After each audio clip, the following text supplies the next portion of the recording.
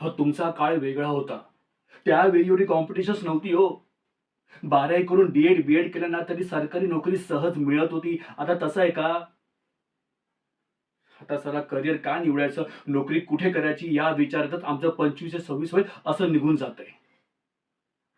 आणि एवढं सगळं करून पण डबल ग्रॅज्युएट, पोस्ट ग्रॅज्युएट घरात बेरोजगार बसले आहेत.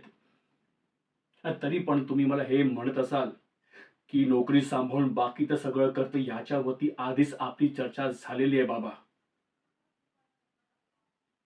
मला स्वतःच्या हिमतीवर स्वतःचा स्टार्टअप सुरू करायचा आहे, बिझनेस सुरू करायचा आहे आणि तो मी करणारच. तर तुम्हाला काय वाटतंय? मी घरात हातात हाटून बसलोय.